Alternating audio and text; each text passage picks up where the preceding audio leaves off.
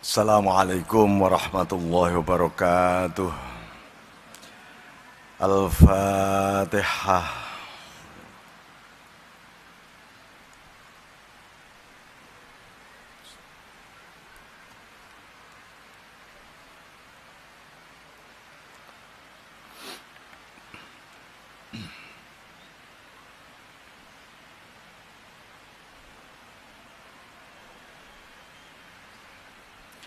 Bismillahirrahmanirrahim. Alhamdulillahilladzi mala'a quluba awliyaihi bimahabbatih wa ikhtassa arwahahum bisyuhudi 'azamatihi wa hayya asrarahum lihamli a'ba'i ma'rifatih.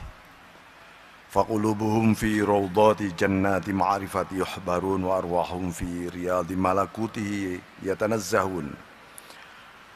Wa asraruhum fi bihari jabarutihi yusabbihun. Allahumma salli ala Sayyidina Muhammad abdika wa nabiyyika wa rasulika nabil ummi wa ala alihi wa sahbihi wa sallim tasliman biqadri azumati dhatika fi kulli waqtin wa hin. Amma ba'd.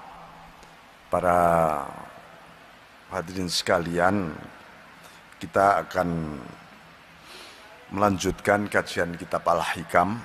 Ini hikmah yang ke-200 sudah. Ini sudah seperempat lebih, seperempat lagi khatam ini berarti. Bismillahirrahmanirrahim. Ini bab mengenai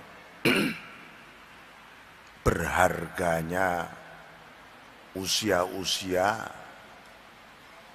yang diberikan oleh Allah kepada kita. Ya. Maka beliau meneguhkan ma fata min umurik la iwadalah. Apa yang hilang dari umurmu, usiamu, nggak akan ada, nggak bisa diganti, nggak ada gantinya. Seperti jarum jam yang berputar, walaupun jarum itu memutari angka yang sama, kemudian itu adalah putaran yang berbeda. Putaran yang berbeda. Pagi tadi dengan besok pagi, walaupun kita melihat matahari dari timur, adalah pagi yang berbeda. Sholat maghrib tadi dengan sholat maghrib besok dan sholat maghrib kemarin, itu adalah sesungguhnya waktu yang berbeda. Waktu berhubungan dengan usia umur kita yang hilang, yang berlalu tak akan pernah kembali. Ya, yang sia-sia tak ada harganya.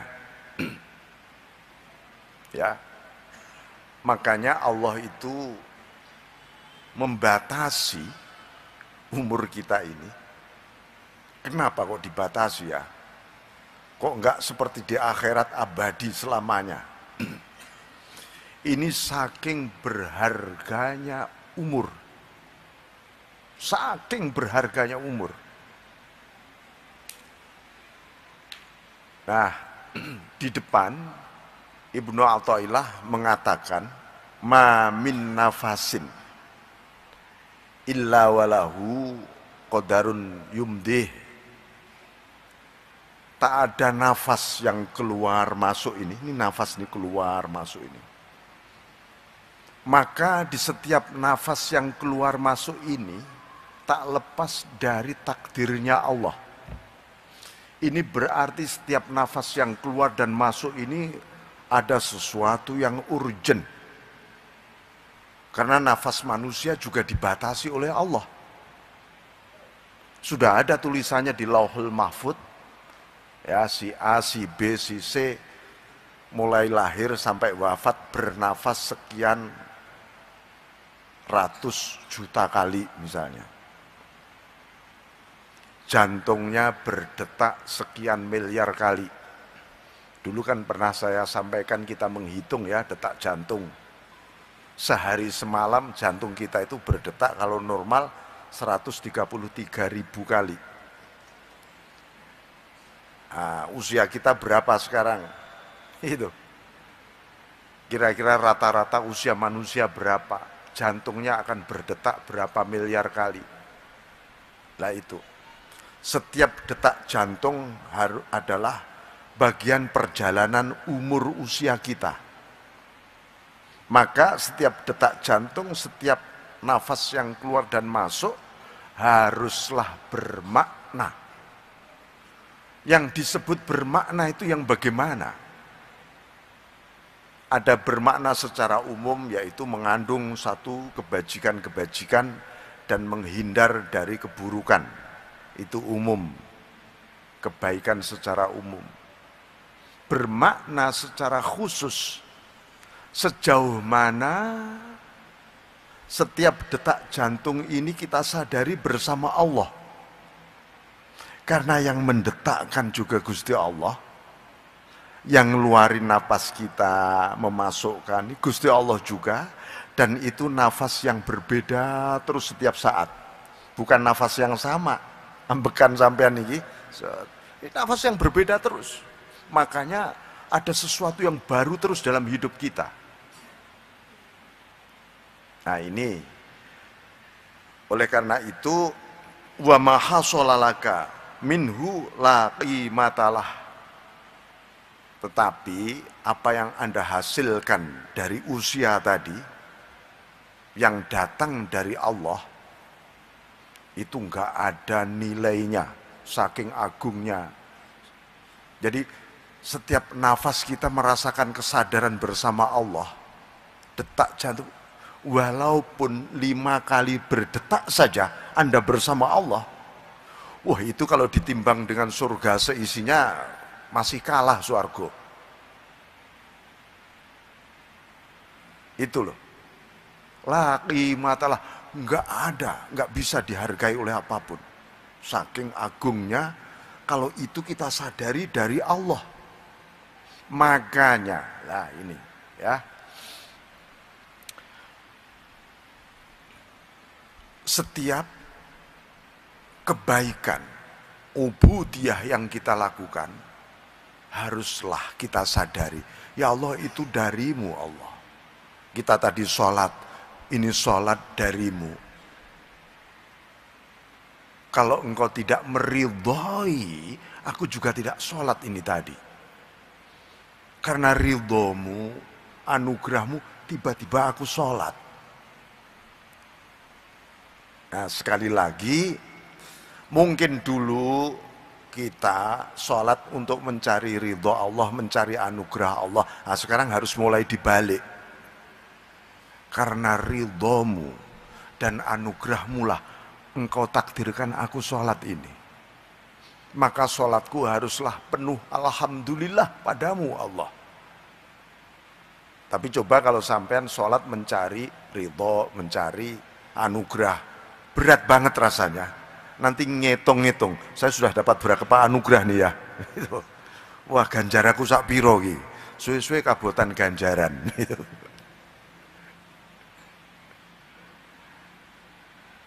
Ini ya. Bismillahirrahmanirrahim. Maka itulah setidak-tidaknya minimal setiap detak jantung dan nafas kita yang keluar masuk itu disertai zikrullah, mengingat Allah. Orang berzikir itu, nah ini posisi kita di mana ini? Bapak-bapak dan ibu-ibu sendiri yang tahu saya di posisi mana yang mengingat Allah ini. Ada posisi orang berzikir merasa bisa berzikir. Ini namanya zikrul khalqi lil khalqi. Aku berzikir dan ini zikirku untuk kepentinganku. Lalu yang diingat adalah kepentingannya ketika berzikir. Ya, baca zikir sing diingat kepentingannya. Itu namanya, padahal kepentingan itu makhluk. Itu namanya zikrul khalqi lil khalqi. Ayo naik zikrul khalqi lil khaliq. Zikirnya makhluk kepada Allah. Aku berzikir nih dan kepadamu aku berzikir Allah. Nah, di posisi kedua ini namanya belajar zikir.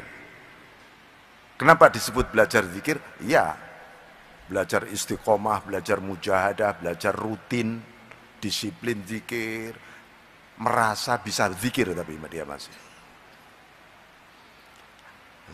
Sekarang nomor 3. Nah, ini penting. Zikrul khaliq lil khalqi. Bahwa kita sholat, maca Quran, berzikir, itu sesungguhnya karena Allah sedang mengingat kita. Karena Allah mengingat kita, mantul koyok ngilon seperti cermin, tiba-tiba kita berzikir.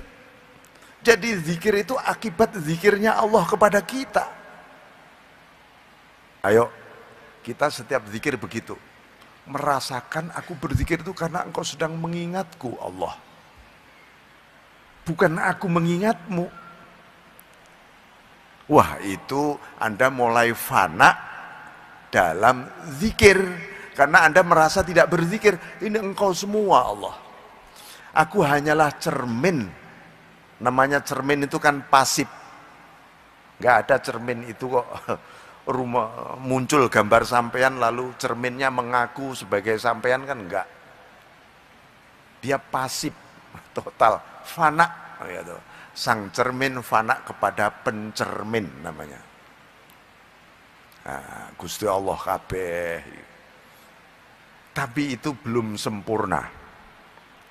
Ya, jangan sampai ketika Anda sudah begitu, wah koyo wis pol iki zikirku. Ada zikrullah li nafsih, maka di Quran disebutkan wala zikrullahi akbar. Niscaya zikirnya Allah itulah akbar, makom paling akbar, paling tinggi, paling agung. Zikirnya Allah pada dirinya sendiri. Sesungguhnya manusia yang sedang berzikir seluruh dunia ini hanyalah efek saja. Sesungguhnya Allah sedang mengingat dirinya sendiri. Karena selain Allah tidak ada. Siapa lagi yang diingat oleh Allah?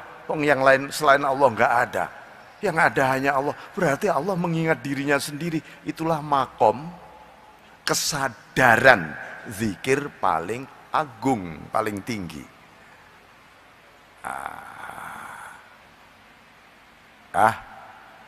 Ini hari-hari harus ada kesadaran begitu biar, dan ini nilainya luar biasa. Bismillahirrahmanirrahim. Kata Imam Junaid al-Baghdadi radhiyallahu an, al-waktu idza fata la yustadraku wa laisa syai'un azu minal waqt. Waktu ketika hilang tidak akan pernah ditemui lagi. Sampean mau mengkodok zikir umpamane, ya, wingi seharian aku tidak zikir, malam ini saya kodok zikirku malam ini semalam suntuk, bisa enggak? Enggak bisa. Karena apa? Zikir yang malam ini ya untuk waktu malam ini yang sedang berlaku pada Anda. Makanya di depan disebutkan ya, hukukul auqat, hukukun fil auqat yumkinu qada'uha wa hukukul auqat la yumkinu qada'uha. Itu ada hak di dalam waktu masih bisa diqadha, seperti sholat 5 waktu, puasa Ramadan, ibadah-ibadah yang terikat oleh waktu itu kalau hilang masih bisa diqadha. Ada ibadah yang tidak terikat oleh waktu. Apa? Antara lain zikir. 1. 2, kalau Anda dapat nikmat langsung syukur. Anda nggak bisa mengkodok syukur Anda. Aku tak tasyakuran besok saja gitu ya. Nggak bisa. Aku sekarang ini aku mau mensyukuri nikmatku kemarin. Nggak bisa. Syukur hari ini, detik ini ya untuk nikmat Allah detik ini yang nggak bisa dihitung. Jangan dikira loh nikmat Allah bisa dihitung saat ini, detik ini loh kepada kita. Kalau dapat cobaan, sabar. Masa sampai mau mengkodok sabar? Nggak bisa kan? Sabar ya seketika.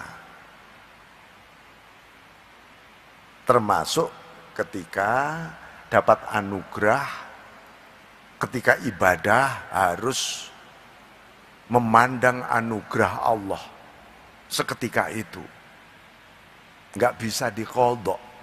Nah itu. Bismillahirrahmanirrahim. Rasulullah SAW menyebutkan dalam hadisnya, la ta'ti 'alal 'abdi sa'atun la yadhkurullaha fiha illa kanat 'alaihi hasratan yaumal qiyamah. Ya.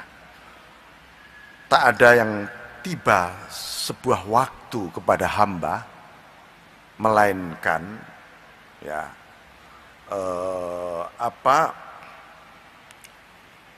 dia tidak mengingat Allah.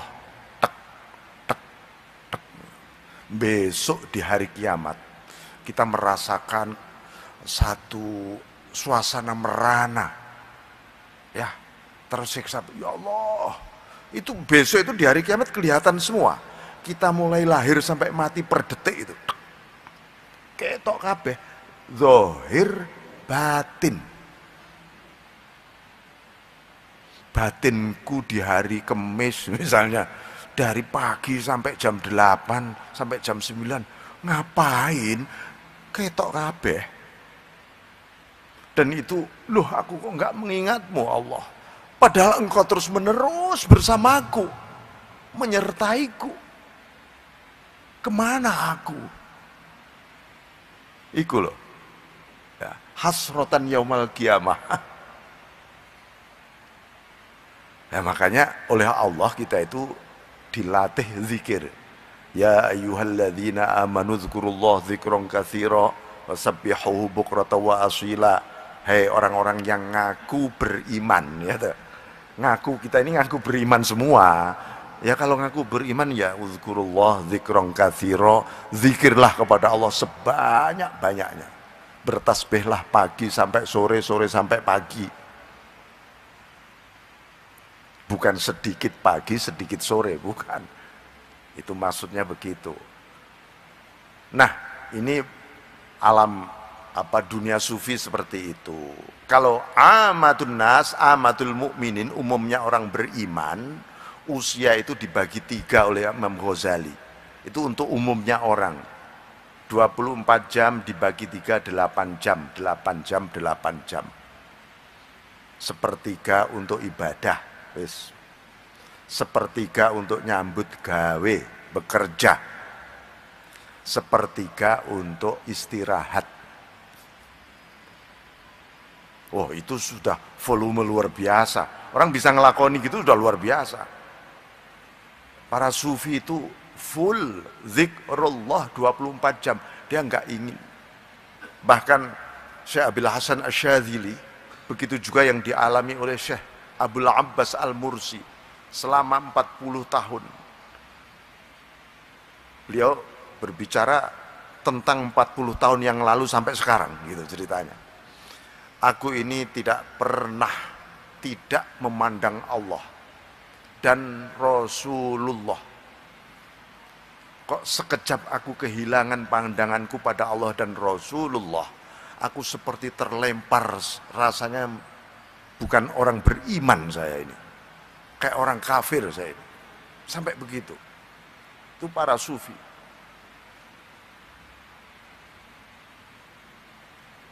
Nah itu.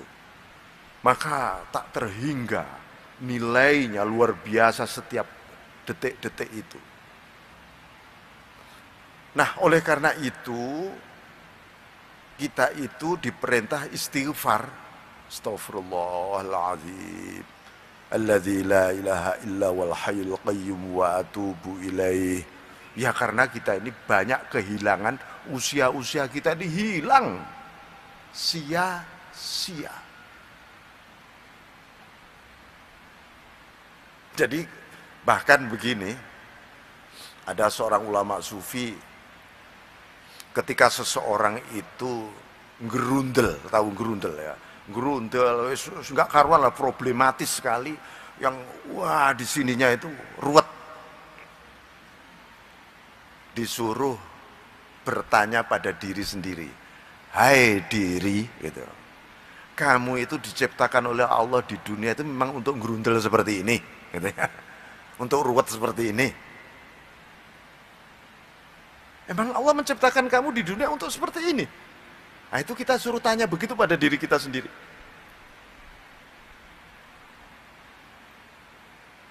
Ah, itu menetralisir kembali dan kita kembali lagi kepada Allah lagi. Bismillahirrahmanirrahim. Nah, ini maka Imam Junaid mengatakan as-sabak as-sabak qaulan wa fi'lan hadirin nafsa hasratal masbuk. Ayo bergegas balapan yang cepat ya, baik dalam ucapan maupun tindakan. Ucapan itu ya berzikir, bertasbih, wa fi'lan perbuatan, beri hadirin nafs, beri peringatan pada dirimu, nafsu, hai nafsu, kayak tadi, hai diri, kamu ketinggalan langkahmu.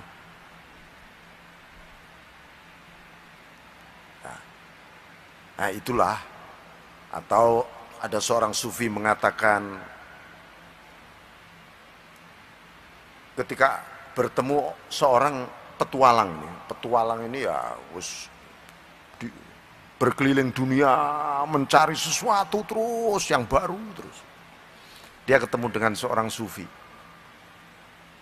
Ditanya, apa yang Anda cari dalam hidup ini? Katanya gitu. Sang petualang tadi terdiam. Saya mencari bahagia, guru. Katanya gitu. Bertahun-tahun kamu kelilingi dunia, sudah ketemu bahagia belum? Belum. Belum. Pernah bahagia dalam sehari, nggak sampai sejam, habis itu saya serius sengsara lagi, berpetualang lagi. Akhirnya sang guru sufi tadi menjelaskan tentang hidup, sampai akhirnya sang petualang yang semula non-muslim itu menjadi muslim. Dan dia menemukan, oh, kebahagiaan sejati itu manakala hidup ini, waktu ini bermakna bersama Allah. Nah,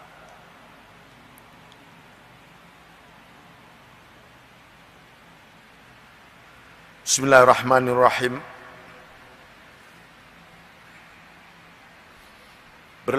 Dilanjutkan, ma ahbabta syai'an illa kuntalahu abdan wa wala yuhibbu an takuna li ghairihi abdan.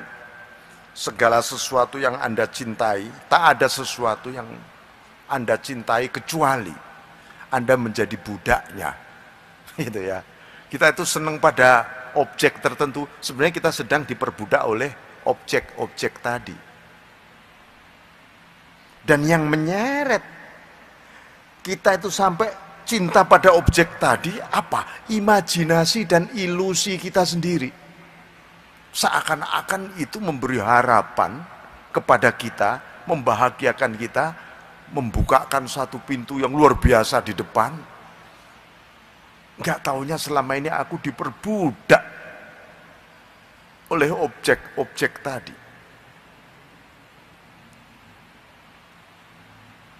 Nah, ini dilanjutkan oleh beliau, wa wala yuhibbu ayyakuna antakuna li ghairihi abdan.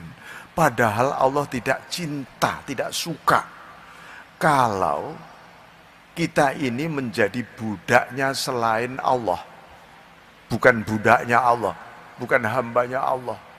Jadi begitu kita ini, jadi bagaimana ya tentang senang ini kemudian, tentang cinta ini kemudian. Ya. Ya cinta itu kepada Allah, kepada Rasul, dan kepada segala hal yang dicintai oleh Allah dan Rasul. Itu aja sudah. Seluruh kebaikan ini pasti dicintai oleh Allah. Kita harus cinta pada kebaikan itu karena ini dicintai oleh Allah. Tapi kalau lebih dari itu, ya, maka di surat apa itu Ali Imran, saya lupa ayat berapa itu. A'udzubillahi minasyaitonirrajim. Bismillahirrahmanirrahim. Qul igana aba'ukum wa abna'ukum wa ikhwanukum wa ashiratukum. Ya. Jadi kalau ada 8 di sana disebutkan 8 kelompok anak, masa lalu itu bisa kakek, nenek, moyang yang kita banggakan, nasab lah kira-kira begitu. Ya. Anak turun kita ya nasab kita, saudara-saudara kita, keluarga kita. Lalu kelompok-kelompok, kabilah, golongan, suku, asyirah itu namanya.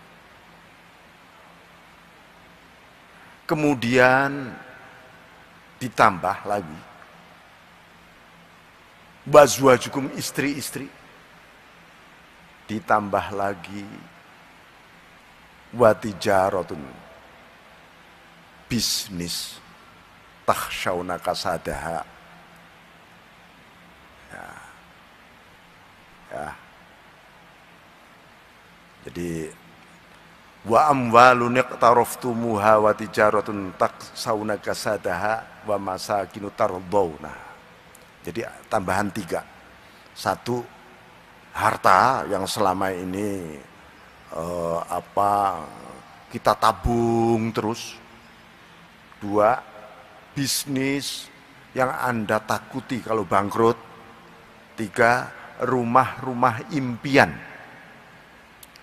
Rumah itu di cantol nih aja di kepala itu sampai ahabba ilaikum minallahi wa rasulih wa jihadin fi sabilih fatarabbasu hatta ya'ti Allah bi amrih. Ini ancaman Allah. Kalau sampai 8 hal tadi lebih kamu cintai dibanding Allah, dibanding Rasul, dan dibanding perjuangan di jalan Allah, ini fatarabbasu, hati-hati, awas kata Allah, akan aku datangkan peringatan yang keras.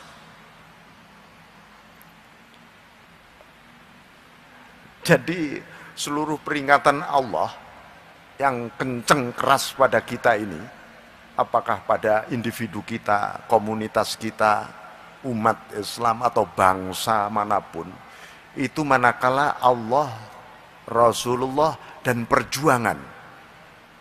Ini semuanya butuh perlawanan pada nafsu, ego diri kita untuk bisa mencintai Allah, mencintai Rasul, dan mencintai perjuangan ini. Perjuangan di jalan Allah tapi ya, bukan perjuangan untuk kepentingan pribadi, kepentingan golongan, bukan. Kepentingan Allah. Kelihatannya mungkin gambarnya, lambangnya Allah, agama, tapi nggak taunya ada kepentingan pribadi. Itu bukan fisabilillah namanya.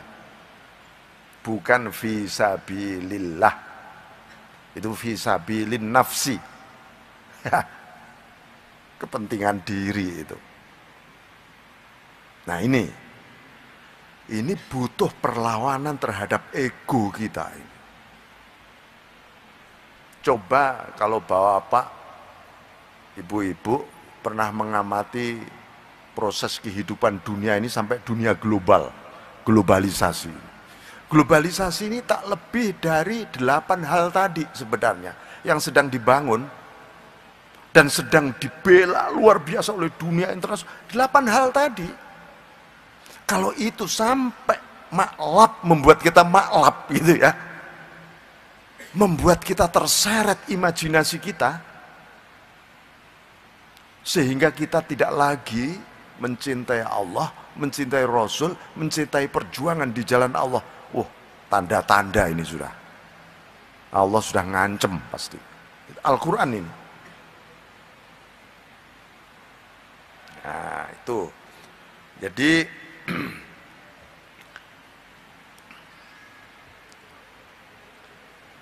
di ayat lain disebutkan ma ja'alallahu lirajulin min qalbayni fi jawfi. Allah tidak menciptakan dua hati di dalam lubangnya. Di hati kita ini ada lubang, satu lubangnya, bukan dua. Jangan sampai hati kita ini kita bagi. Hati yang ada lubangnya itu tempatnya cinta. Ya, itu telenge hati. Itu tempatnya mahabbah. Disitulah sebenarnya Allah memandang hati kita. Bukan gerak-gerik amal kita. Gerak-gerik amal kita kewajiban kita, itu perintah Allah. Tapi ketika kita melakukan amaliyah ibadah, yang dilihat lubang di dalam hati kita ini. Dia mencintaiku demi aku apa enggak ketika ibadah. Dilihat. Tiba-tiba di lubang itu ada dua hati. Kata Allah, no. Aku tidak mau menerima hatimu. Aku tidak mau menerima hatimu. Apalagi amalmu. Makanya kita itu dituntun kalau mau sholat, disunahkan baca usolli dulu. Fardhu maghrib, salasa raka'atin mustaqbilal qiblah. Adaan makmuman atau imaman atau adaan lillahi ta'ala, hanya untukmu Allah. Itu supaya hati kita ini yang ada lubang di hati tadi kembali tunggal. Karena Allah itu Maha Esa, Maha Tunggal, tidak mau menerima hati yang ganda. Allah maunya ya hati yang tunggal, yang utuh, yang untukmu Allah. Itu loh. Ya. Bismillahirrahmanirrahim.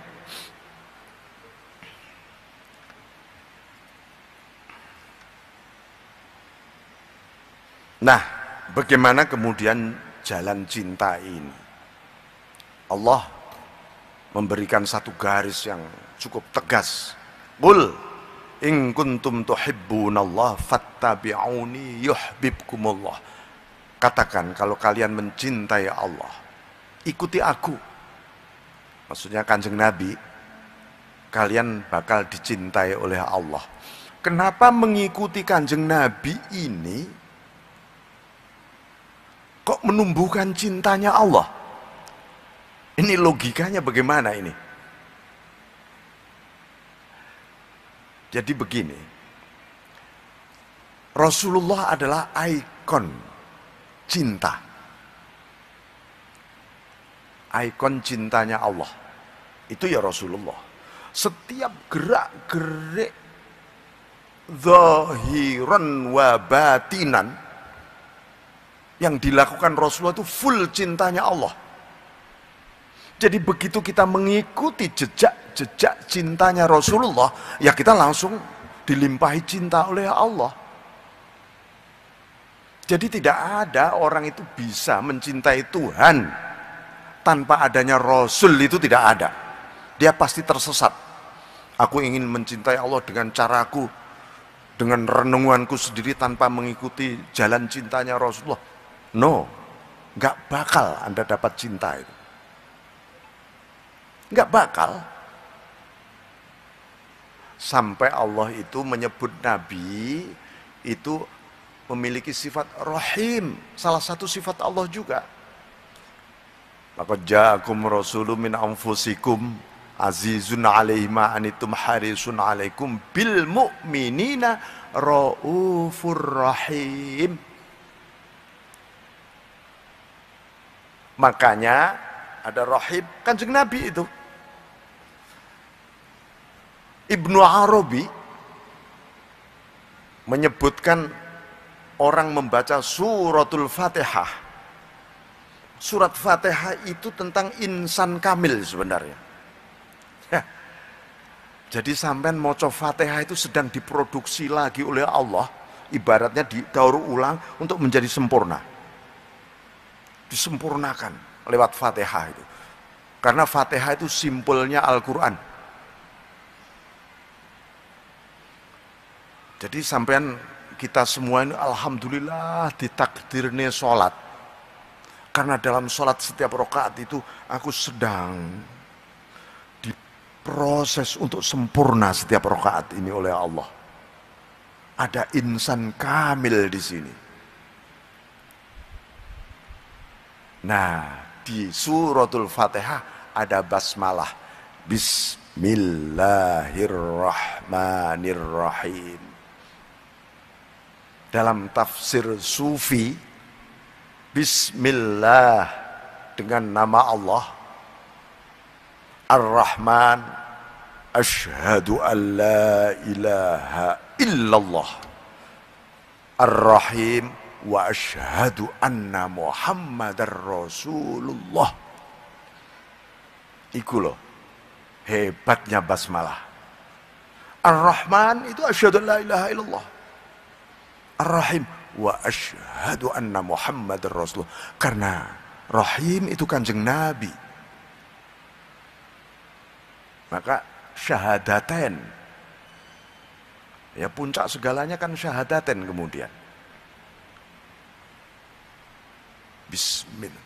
Wah, enggak karuan. Luar biasa makna basmalah di dalam dada kita itu.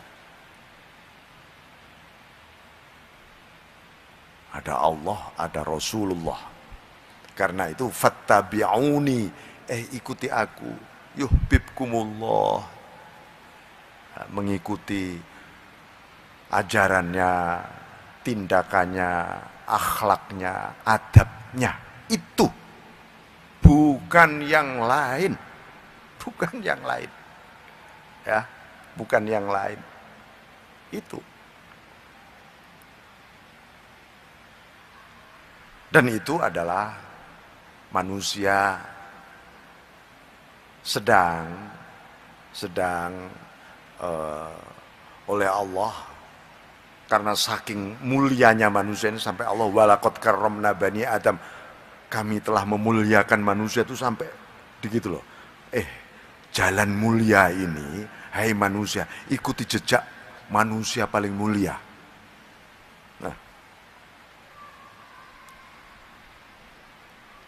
Termasuk kita diperintahkan sholawat kepada Nabi. Sholawat itu kita mohon kepada Allah agar Allah melimpahkan fadl rahmat kepada Rasulullah.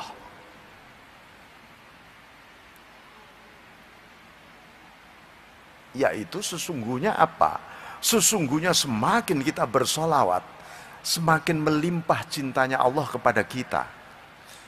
Karena itu adalah, jadi begini, ini namanya ibarah ya, ibarah, metafor. Kalau Allah bercermin, cermin sempurnanya itu adalah Rasulullah. Karena itu, karena khuluquhu Qur'ana, akhlak Rasul itu Al-Quran. Wa innaka la'ala khuluqin azim, disebutkan engkau Muhammad sungguh memiliki akhlak yang agung karena kamu cerminku. Pantulan cermin itu cahayanya melimpah kepada kita umatnya ini. Semakin kita bersolat semakin bersih cermin yang sebenarnya cermin Rasulullah itu bersih. Hati kita saja yang enggak bersih sebenarnya. Hati kita saja yang nggak bersih. Mulai perbanyak sholawat terus itu. Ada cinta itu yang mahal. Ya. Bismillahirrahmanirrahim.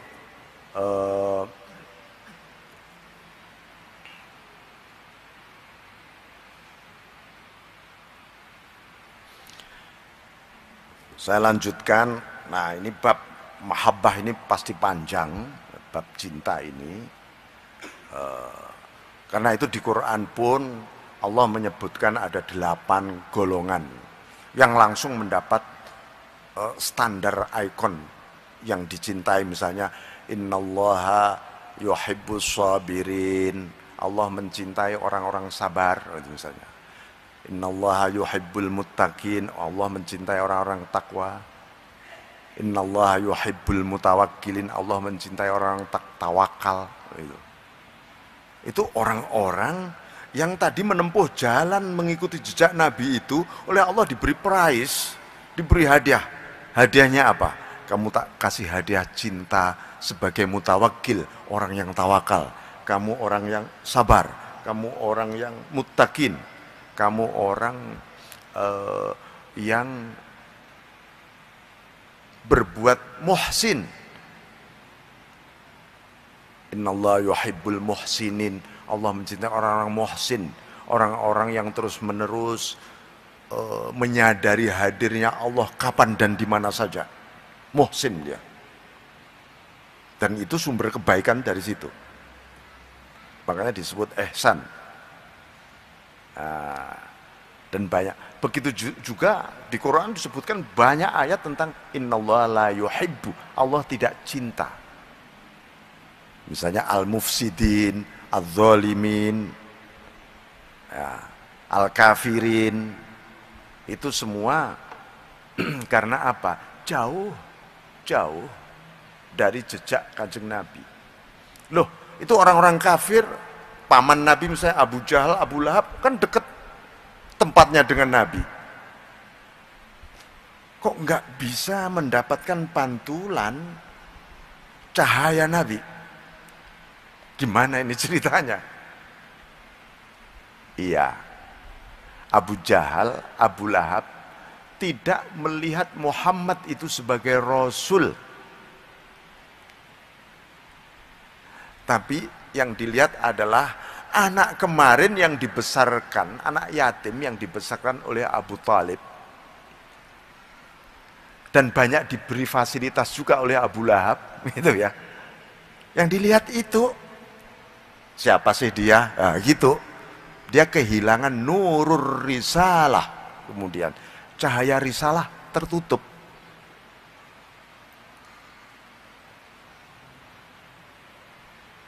Nah, podo sama ketika iblis melihat Adam sebagai makhluk yang dibikin dari lempung. Nah, sudah. Apa itu nasabnya, cuma lempung.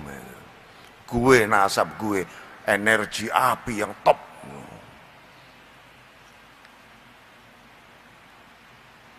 Terhijab dia, set. Tidak bisa melihat nurur risalah wan nubuwah pada Adam.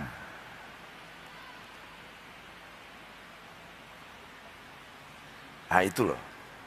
Jadi jangan sampai gengsi, ya, harga diri itu menutupi kebenaran-kebenaran dan cahaya tadi. Itu bisa meruntuhkan peradaban yang kita bangun selama ini, yang dibangun oleh para nabi, para rasul, khususnya Rasulullah SAW. Jadi itu.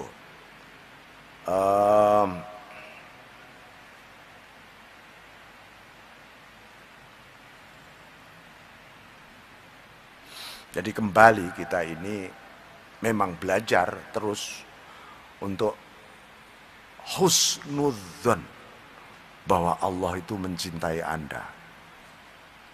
Abu Yazid Al-Bistami saja pernah mengadu, aku pikir bertahun-tahun selama ini aku berjuang untuk mencintai Tuhan dengan segala cintaku kepada Dia. Gitu. Begitu aku mencintai Dia, nggak taunya, katanya begitu, nggak taunya cintanya, hubbuhu sabaqat hubbi, cintanya Allah itu telah mendahului cintaku kepadanya. Jadi dulu aku mencintai Dia itu ya karena sebenarnya Allah sudah lebih dulu mencintaiku. Tak pikir itu usahaku. Rupanya Allah sudah lebih dulu mencintaiku. Tiba-tiba aku mulai rindu, aku mulai berpetualang untuk mencintai Dia. Bertahun-tahun aku berzikir kepadanya. Aku pikir aku bisa berzikir kepadanya. Begitu aku tahu di puncak zikir itu, nggak taunya zikirnya Dia mendahului zikirku padanya. Nah, seperti yang saya sebutkan tadi. Bertahun-tahun aku menempuh jalan makrifat sampai supaya makrifat kepada Allah. Aku merasakan ini gara-gara perjalanan riyadhahku, puasaku, zikirku, mujahadahku. Sampai aku makrifat kepada Allah. Enggak taunya. Gitu. Aku bisa makrifat kepada Allah itu karena Allah lebih dulu mengenalkan dirinya kepadaku. Bukan karena aku mengenal Dia. Nah, inilah yang dibutuhkan, husnudzon kepada Allah. Jadi husnudzon ini sampean maca astagfirullahaladzim, astagfirullah. Itu sambil berhusnudzon, ya Allah, terima kasih Engkau mengampuni dosa-dosaku ya Allah. Sudah. Kalau tidak Engkau ampuni, aku nggak bakal istighfar ini tadi.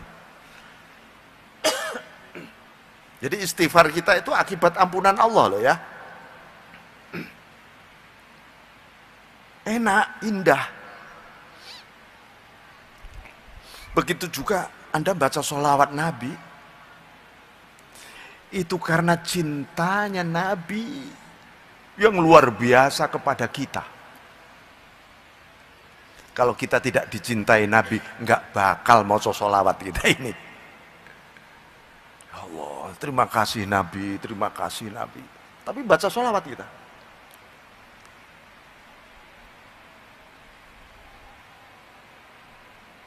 La ilaha illallah, la ilaha illallah. Ya Allah, Engkau mengingatku.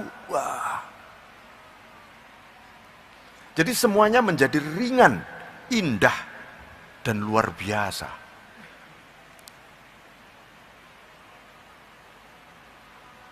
Demikian Bapak hadirin sekalian,